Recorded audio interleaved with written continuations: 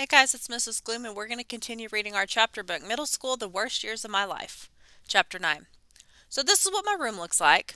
It's the one place at home I can kick back, be myself, and do whatever I want. Mom says I keep it too messy, but the truth is I just have too much stuff.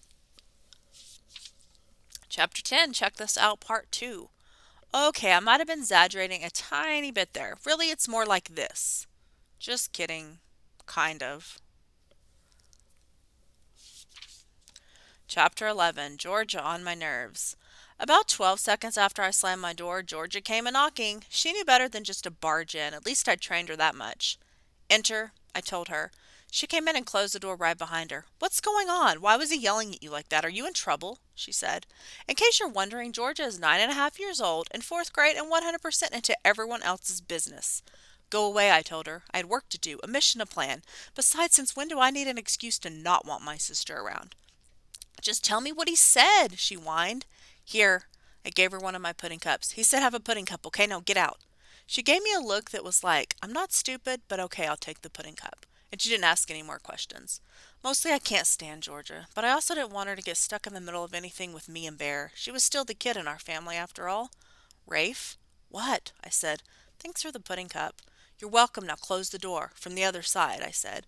I turned my back on her like I expected nothing short of obedience. A few seconds later I heard her leave.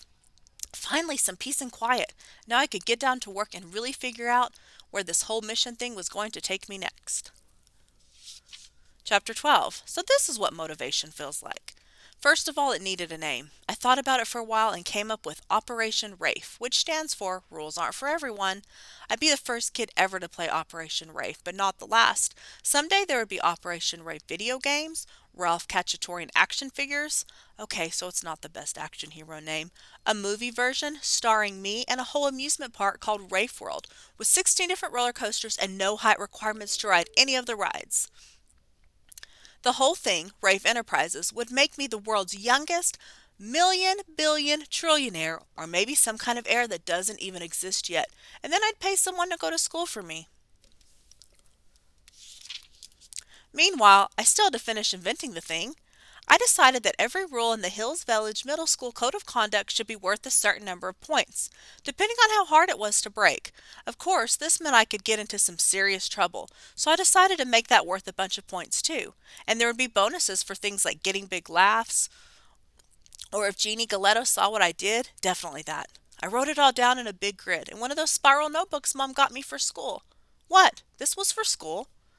That's only part of it. There are a ton more rules in the Code of Conduct than that, 112 to be exact, but you get the idea. After I was done writing it all down, I started thinking maybe this whole thing needed some kind of major ending. Like if Operation Rafe was going to get me through sixth grade, then I should have to do something big, no huge, as kind of a final challenge before I could go to the next level, which was seventh grade. I'd let Leo help me, and it would be worth 500,000 points, way more than anything else. It had to be something that everyone in school would see and everyone would remember long after I was gone, but also very high risk. I'd have to earn those big points. I still don't have any idea how I'm going to pull this off, but it didn't matter. I just couldn't wait to start figuring it out. In fact, and please don't tell anyone I actually said this, for the first time in my life, I was looking forward to going back to school. Chapter 13. Off and Running. The next morning, Mom set 2 plates of scrambled eggs in front of me and Georgia and watched us eat. She loves to watch us eat, which I totally don't get. I mean, she works at a diner. She watches people eat all day long.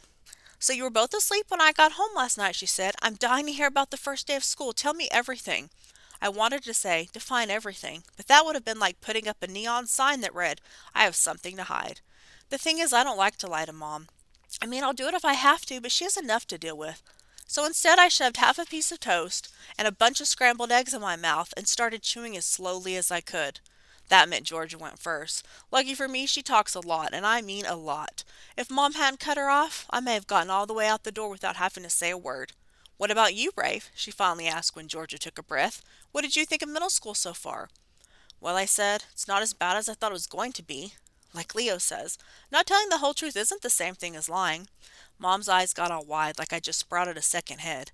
Who are you and what have you done with my son, Rafe? She asked, joking around. I'm not saying I love it. No, but this sounds like a good start, Mom said. I'm proud of you, honey. You must be doing something right. Whatever it is, just keep doing it.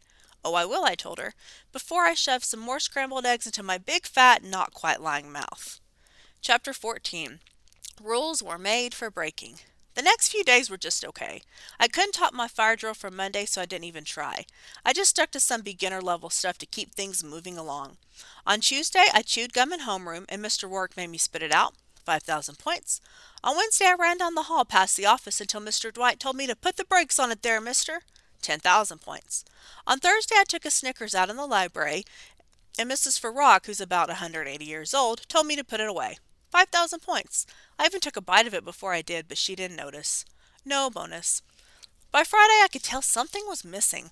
Just breaking the rules by itself wasn't going to be enough. I needed something more. I needed a boost in my game. I needed, wait for it, Leoizing.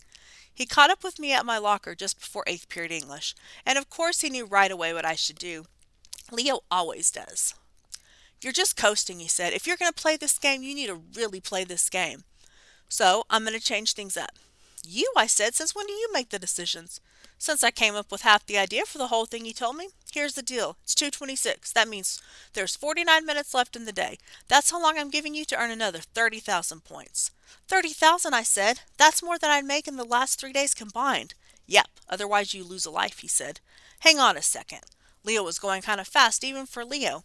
I have lives? Sure, he said, like it was obvious. 3 of them to be exact. And what happens if... I didn't want to say it. What happens if I lose all 3 lives? Then you're a big loser. You don't get to finish the game, and the rest of your year will be about as much fun as a case of never-ending diarrhea, he told me. Oh, I said, that's all, huh? Leo shrugged. Gotta keep it interesting. That's one thing about Leo. He definitely knows how to keep things interesting. I mean, it's not like just because he says something I have to do it. But what would you rather do? Play this game by yourself or with your best friend? Yeah, I thought so. Okay, game on, I told him. I looked up from the clock just as the 8th period bell started to ring. That's 48 minutes and counting, Leo said. You better get busy.